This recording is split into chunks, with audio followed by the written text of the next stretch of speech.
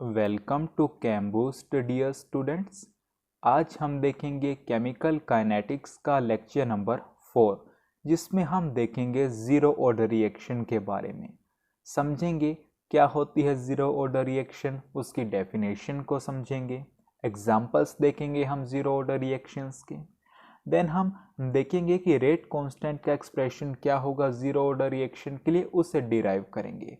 Then हम कुछ characteristics देखेंगे ज़ीरो ऑर्डर रिएक्शन की, जैसे कि उसमें रेट कांस्टेंट के यूनिट क्या हैं, हाफ लाइफ पीरियड क्या है ज़ीरो ऑर्डर रिएक्शन के केस में, ग्राफिकल रिप्रेजेंटेशंस को हम देखेंगे, वेरियस कम्बिनेशंस हमारे पास क्या क्या हो सकते हैं। देन लास्ट में हम जो भी हम पढ़ेंगे उसके बेस पर कुछ प्रॉब्लम्स भी देखेंगे। तो चलिए लेक्चर को स्टार्ट करते हैं। तो चलिए डियर, ज़ीरो ऑर्डर रिएक्शंस में सबसे पहले हम ये जानते हैं कि आखिर हम कब कह सकते हैं कि एक रिएक्शन का ऑर्डर ज़ीरो है। सरल भाषा में समझिएगा, हमारे पास कोई भी एक रिएक्शन है, अगर उसका हम रेट लिखें और उसका रेट उस रिएक्शन में जो रिएक्टेंट्स हैं उनकी कॉन्सेंट्रेशन पर डिपेंड ही ना करे, तो ऐसी रिएक्शन को हम बोलेंगे कि उसका ऑर्डर ज़ीरो है। एग्जाम्पल से देखिए, 2PS3 निकल की प्रेजेंस में दे रहे हैं 2P + 3H2। इसका अगर हम रेट लिखें तो हमारे पास क्या होगा, पिछले लेक्चर्स में हम देख चुके हैं कि किस तरीके से रेट लिखते हैं। Rate is equal to K PS3। अब यहाँ पर 2 है, क्या हम यहाँ पर 2 लिखेंगे? नहीं, क्योंकि ये हमारे पास ज़ीरो ऑर्डर रिएक्शन है और हम अभी बात कर चुके हैं कि ज़ीरो ऑर्डर रिएक्शन के केस में जो उसका रेट है वो रिएक्टेंट की कॉन्सेंट्रेशन पर डिपेंड ही नहीं करता। रिएक्टेंट है PS3 तो उसकी पावर आ गया ज़ीरो, यानी ये हमारे पास सिंपली हो गया K। किसी की पावर ज़ीरो हो वो तो 1 हो जाता है हमारे पास। क्लियर? और यही बात हमने यहाँ पर मेंशन की है, a reaction is said to be of zero order if the rate of the reaction is independent of the concentration of all the reactants. यानी जितने भी रिएक्टेंट्स हमारे पास प्रेजेंट हैं, यहाँ पर फर्स्ट, सेकेंड एंड थर्ड में हमारे पास हो गया PS3HI एंड NH3, यहाँ पर है हमारे पास H2 + Cl2। यहाँ पर हमारे पास रेट कैसे लिखेंगे, rate is equal to K। अब H2 के रिस्पेक्ट में भी ऑर्डर हमारे पास ज़ीरो होगा, Cl2 के रिस्पेक्ट में भी हमारे पास ऑर्डर ज़ीरो होगा, क्योंकि हम बोल चुके हैं कि इस केस में जो रेट होने वाला है रिएक्शन का वो रिएक्टेंट्स की, सभी रिएक्टेंट्स की कॉन्सेंट्रेशन के इंडिपेंडेंट रहेगा। अब यहाँ पर H2 के भी इंडिपेंडेंट है और Cl2 की कॉन्सेंट्रेशन के भी इंडिपेंडेंट है इस रिएक्शन का रेट। और इसी रिएक्शन को हम क्या बोल रहे हैं कि क्या है इसका ऑर्डर? इसका ऑर्डर है ज़ीरो ऑर्डर। क्लियर? अब क्वेश्चन ये अराइज होता है कि अगर रेट रिएक्टेंट्स के कॉन्सेंट्रेशन पर डिपेंड नहीं कर रहा तो हम रेट को कैसे डिटरमाइन करेंगे इन रिएक्शंस के केस में? तो देखिए डियर, इस टाइप की जो रिएक्शंस हैं उनमें हम यूज़ करते हैं लिमिटिंग फैक्टर का। मान लीजिए कैटालिटिक रिएक्शन है हमारे पास, तो वहाँ पर हमारे पास जो लिमिटिंग फैक्टर होगा वो होगा कैटलिस्ट का अमाउंट, कि कितना अमाउंट यूज़ हुआ है कैटलिस्ट का इस रिएक्शन में। फोटोकेमिकल रिएक्शंस में हमारे पास जो लिमिटिंग फैक्टर होगा वो होगा इंटेंसिटी उस लाइट का जो कि एब्जॉर्ब हुई है उस रिएक्शन में। तो इनका यूज़ करते हुए हम रेट के बारे में पता लगा सकते हैं। क्लियर? तो ये बात हो गई बेसिक सी ज़ीरो ऑर्डर रिएक्शंस की डेफिनेशन की, और उसके कुछ एग्जांपल्स हमने देखे। तो आप इसका नोट कीजिए। देन हम देखते हैं इस ज़ीरो ऑर्डर रिएक्शन के केस में रेट कांस्टेंट का क्या एक्सप्रेशन होने वाला है। चलिए डियर, आगे लिखेंगे expression for the rate constant. हम एक ज़ीरो ऑर्डर रिएक्शन कंसीडर करते हैं, ए जिसमें रिएक्टेंट है और वो कन्वर्ट हो रहा है प्रोडक्ट्स में। मैथमेटिकली अगर हमें इस रिएक्शन का रेट लिखना हो तो हम इजीली लिख सकते हैं रेट, जिसे मैं यहाँ पर स्मॉल r से डिनोट कर रहा हूँ, dA/dt। अब हमारे पास यहाँ पर नेगेटिव साइन क्या डिनोट कर रहा है कि रिएक्टेंट की कॉन्सेंट्रेशन टाइम के साथ डिक्रीज कर रही है, इज इक्वल टू के रेट कांस्टेंट, जैसे कि अभी हमने एग्जांपल्स में भी लिखा था। यहाँ पर रिएक्टेंट है ए, तो इसकी पावर में कितना आएगा 0, क्योंकि हम पढ़ क्या रहे हैं जीरो ऑर्डर रिएक्शन। किसी की पावर 0 हो तो वो यूनिटी हो जाएगा, तो सिंपल हमारे पास यहाँ पर के आ गया। इसे मान लीजिए इक्वेशन नंबर 1। के यहाँ पर क्या है, रेट कांस्टेंट। अब 1 में हम थोड़ा रीअरेंजमेंट करते हैं, minus D as it is D T को हम ले जाते हैं राइट हैंड साइड में, तो यहाँ पर हमारे पास बन गया के डी टी। इसे मान लीजिए अब इक्वेशन नंबर 2। अब मान लीजिए टाइम 0 पर हमारे पास जो इनिशियल कंसंट्रेशन है वो है ए नॉट। अब कुछ टाइम हुआ, मान लीजिए t is equal to T time पर जो कॉन्सेंट्रेशन है हमारे पास वो है a। ब्रैकेट क्या रिप्रेजेंट कर रहे हैं यहाँ पर, कॉन्सेंट्रेशन को। अब अगर हम सेकंड को इंटीग्रेट करें, हमारे पास लेफ्ट हैंड साइड है कॉन्सेंट्रेशन और राइट हैंड साइड पे हमारे पास time t is equal to 0 पर कॉन्सेंट्रेशन इनिशियल थी A nought, time t is equal to T पर हमारे पास कॉन्सेंट्रेशन है, यही बात हम मेंशन कर चुके हैं। अब देखिए डियर, यहाँ हमारे पास डेरिवेटिव है और इंटीग्रेशन है। मान लीजिए एक्स स्क्वायर है, पहले हम उसका करते हैं डेरिवेटिव, तो इसका डेरिवेटिव होगा x के रिस्पेक्ट में 2x। अब इसका हम इंटीग्रेशन करते हैं x के रिस्पेक्ट में ही, वो क्या होगा एक्स स्क्वायर बाय 2, यानी सिंपली हमारे पास वही आ गया जिसका हमने डेरिवेटिव किया था। इसी तरीके से यहाँ पे पहले डेरिवेटिव है और फिर इंटीग्रेशन है, तो ये फैक्टर तो हमारे पास एज इट इज़ आ जाएगा और उसकी लिमिट हो जाएगी ए नॉट टू ए। इसी तरीके से यहाँ पर हमारे पास टी आ जाएगा और उसकी लिमिट हो जाएगी T is equal to 0 to T is equal to T. आप इतना नोट करें, देन हम आगे बढ़ते हैं। चलिए डियर, हमारे पास इसका डेरिवेटिव था, देन इंटीग्रेशन था, तो ये टर्म एज इट इज आ गई। ए नॉट टू ए इसकी लिमिट है, यहाँ पर डी टी था, देन उसका इंटीग्रेशन था, तो हमारे पास सिर्फ टी आ गया, लिमिट आ गई 0 टू टी। अब यहाँ पर होता है upper limit minus lower limit, इसमें जब हम पुट करेंगे यानी आएगा a माइनस ए नॉट, लेकिन एक नेगेटिव साइन हमारे पास प्रेजेंट है बाहर, तो आ गया a नॉट माइनस ए।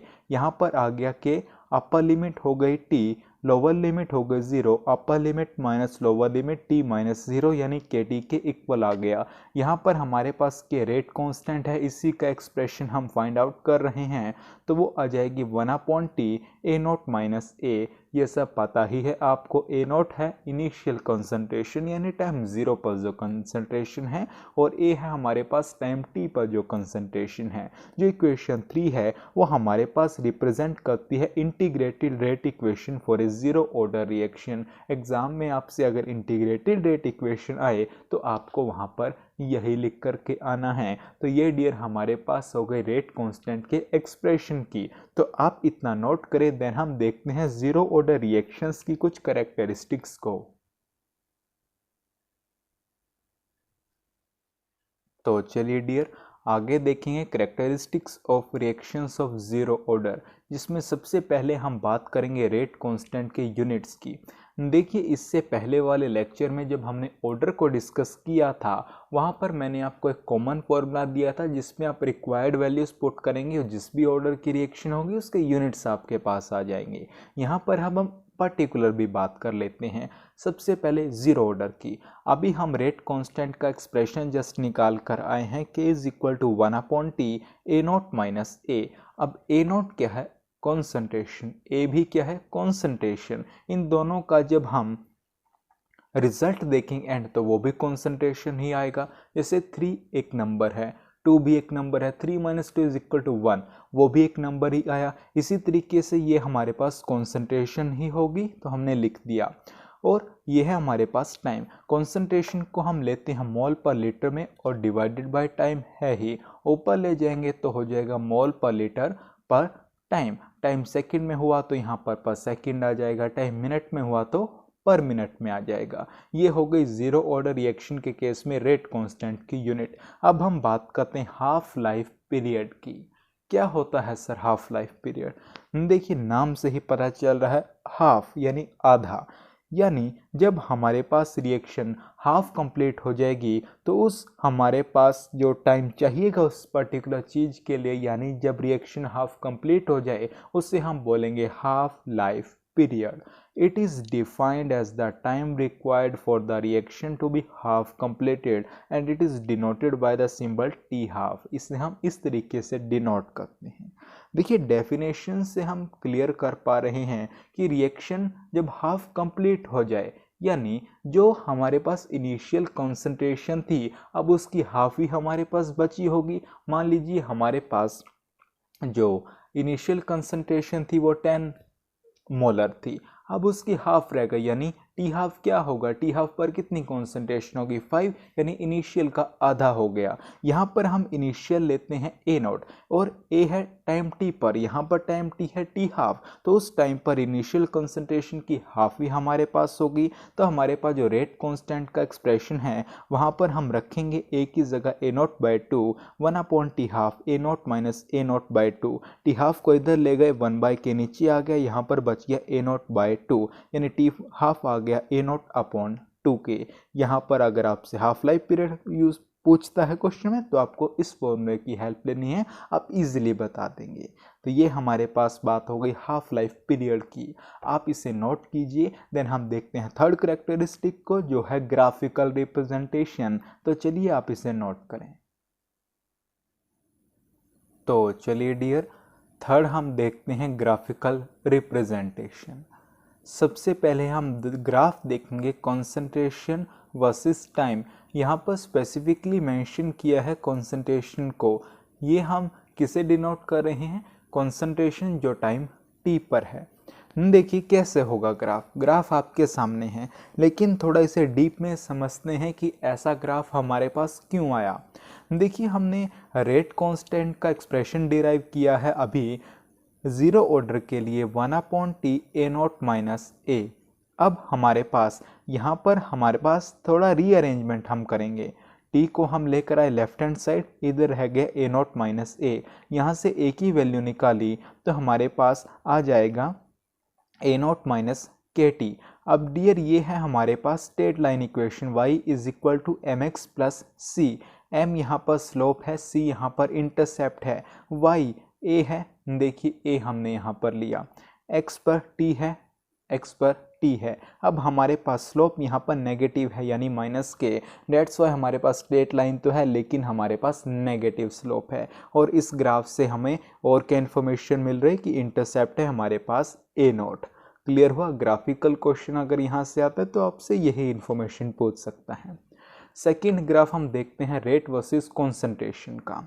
देखिए हमने शुरू में ही लिखा था, हमने रिएक्शन कंसीडर की थी ए जिससे प्रोडक्ट्स की फॉर्मेशन हो रही थी.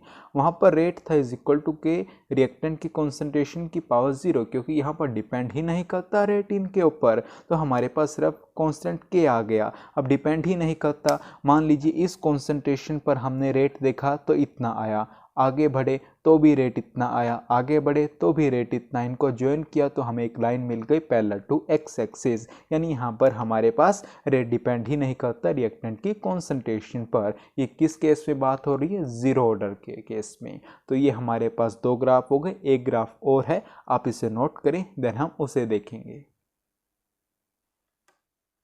तो चलिए डियर, थर्ड ग्राफ है टी हाफ वर्सेस कॉन्सेंट्रेशन. देखिए टी हाफ का एक्सप्रेशन जस्ट अभी हम पिछले सेगमेंट्स में देखा है कि ए नॉट अपॉन 2 के होता है. इसे मैं लिख सकता हूँ 1/2 K into A nought plus 0. Again ये एक स्ट्रेट लाइन इक्वेशन बन रही है y is equal to M X plus C, जिसमें स्लोप m हमारे पास 1/2 के है, इंटरसेप्ट हमारे पास 0 है. अब क्योंकि यहाँ पर पॉजिटिव स्लोप है तो स्ट्रेट लाइन है लेकिन पॉजिटिव स्लोप है, इंटरसेप्ट 0 है, that's why passing through origin. ये हो गया टी हाफ वर्सेस कॉन्सेंट्रेशन. समझ में आ गया तो आप इजीली ड्रॉ कर लोगे. अब अगर ग्राफ समझ में आ गए या इससे पहले जो हमने आपको बताया वो समझ में आ गया तो अब इस क्वेश्चन पर ट्राई करो. जितनी इन्फॉर्मेशन आपको दी है वो सफिशिएंट है इसको सॉल्व करने के लिए, लेकिन थोड़ा सा एक्सरसाइज आपको करना पड़ेगा. देखिए क्या पूछ रहा है, which graph represent zero order reaction. आपके सामने एक रिएक्शन दे दी गई है और पूछा गया है कि इनमें से कौन सा ग्राफ जीरो ऑर्डर को रिप्रेजेंट कर रहा है. खुद से ट्राई करेंगे देन आगे बढ़ेंगे. तो चलिए देखते हैं डियर. पहला आ रहा है concentration of B by T. यहाँ पर बी है क्या, प्रोडक्ट है। प्रोडक्ट की कॉन्सेंट्रेशन टाइम क्या वो कांस्टेंट है, नहीं। प्रोडक्ट की कॉन्सेंट्रेशन तो टाइम के साथ इंक्रीज करती है ना, तो ये ग्राफ तो हमारे पास नहीं होगा, क्योंकि यहाँ पर तो ये कह रहा है कि रिएक्टेंट की कॉन्सेंट्रेशन कांस्टेंट है टाइम के साथ, तो ऐसा तो नहीं है। सेकंड देखिए, यहाँ पर कह रहा है कि जो रेट ऑफ रिएक्शन है वो टाइम के साथ इंक्रीज कर रहा है। देखिए डियर, इस रिएक्शन का अगर मुझे रेट लिखना हो तो वो मैं कैसे लिखूंगा, अगर रिएक्टेंट की टर्म में लिखना हो तो आ जाएगा -dA/dt, पहले भी हम लिख चुके हैं। इसी तरीके से अगर प्रोडक्ट की टर्म में लिखेंगे तो आ जाएगा dB/dt, प्लस साइन बता रहा है कि हमारे पास रिएक्टेंट की कॉन्सेंट्रेशन टाइम के साथ इंक्रीज कर, प्रोडक्ट की इंक्रीज करती है और रिएक्टेंट की डिक्रीज करती है, इसलिए यहाँ पर नेगेटिव लगाया। Is equal to K reactant की कॉन्सेंट्रेशन पावर 0, क्योंकि zero order reaction is equal to K, यानी हमारे पास रेट किसके इक्वल आ गया, रेट कांस्टेंट के, यानी कांस्टेंट है। तो यहाँ पर तो एक line parallel to X axis आनी चाहिए थी ना, यहाँ पर तो ये कह रहा है कि टाइम के साथ इंक्रीज कर रही है, लेकिन यहाँ पर तो हमारे पास कांस्टेंट आ रहा है, तो हमारे पास सेकेंड ग्राफ भी जीरो ऑर्डर को रिप्रेजेंट नहीं करता। क्लियर। अब हमारे पास थर्ड ग्राफ की ओर चलते हैं, T half versus A not. देखिए टी हाफ और कॉन्सेंट्रेशन का तो यहीं पर बना पड़ा है, यहाँ पर तो स्ट्रेट लाइन इक्वेशन है जो ओरिजिन से पास करती है, तो ये भी नेगलेक्ट हो गया। एलिमिनेशन से हमारे पास फोर्थ ऑप्शन बचता है, लेकिन फिर भी इसे देखते हैं कि आखिर कैसे हुआ। यहाँ पर है टी 3/4। देखिए जब टी हाफ था तो हमने बोला था कि टाइम टी पर जो कॉन्सेंट्रेशन होगी वो इनिशियल की हाफ हो जाएगी। यहाँ पर हमारे पास जो टाइम टी पर कॉन्सेंट्रेशन होगी वो इनिशियल की 3/4 हो जाएगी। क्लियर। अब रखो एक्सप्रेशन में rate constant K is equal to 1/t, A not होता है हमारे पास माइनस ए होता है, यानी कॉन्सेंट्रेशन एट टाइम टी वो कितना है, ए नॉट इंटू 3/4। यहाँ से कितना आ जाएगा, यहाँ पर t 3/4 लिख लो। यहाँ पर अगर t 3/4 हमें निकालना हो तो के नीचे आ जाएगा, और यहाँ पर ये एलसीएम जब लेंगे तो ऊपर 4 होगा, 4 - 3 1, यानी सिर्फ ए नॉट बच जाएगा, और नीचे हमारे पास के है, नीचे 4 बच जाएगा, यानी हमारे पास t 3/4 हो गया ए नॉट अपॉन 4k। ये ठीक इसी टाइप की सिचुएशन हो गई ना, यहाँ पर तो ए नॉट अपॉन 2k था, लेकिन यहाँ पर बस 2 की जगह 4 आ गया, तो इसी टाइप का ग्राफ देखिए हमारे पास बन रहा है y is equal to mx plus c से। यहाँ पर स्लोप हो जाएगा 1/4k, यहाँ पर था 1/2k, तो ये हमारे पास ये ग्राफ हो गया। आई थिंक अब पता लगा होगा कि किस तरीके से इंफॉर्मेशन को हमें यूज़ करना है क्वेश्चंस में, तो आप इसे नोट करें, देन हम एक और क्वेश्चन देखते हैं और इस लेक्चर को फिनिश करते हैं। तो चलिए डियर क्वेश्चन देखेंगे। The initial rate of zero order reaction of the gaseous reaction A2 is 10⁻² molar पर मिनट। जीरो ऑर्डर रिएक्शन के लिए आपके सामने जो गिवन है उसका इनिशियल रेट आपको दे दिया है। If the initial concentration of A is 0.1 molar, initial concentration they the A की, what will be the concentration of B after 60 second. खुद से ट्राई करेंगे, अदरवाइज हम डिस्कस करेंगे ही। एग्जाम में आपके पास ऑप्शन शायद अवेलेबल नहीं रहेंगे, ये आपको इसलिए दिए गए हैं ताकि आप थोड़ा अप्रोच करें आंसर की तरफ। चलिए खुद से ट्राई करें, चलिए देखते हैं। अब हमारे पास डियर रिएक्शन ये है, अगर मुझे इसके लिए रेट लिखना हो तो वो किसके इक्वल होगा, रिएक्टेंट की टर्म में तो आ जाएगा -k dA/dt। आपके पास सारी इंफॉर्मेशन अवेलेबल है जो भी यहाँ पर यूज़ होने वाली है। प्लस में 2 है तो 1/2 आ गया dB/dt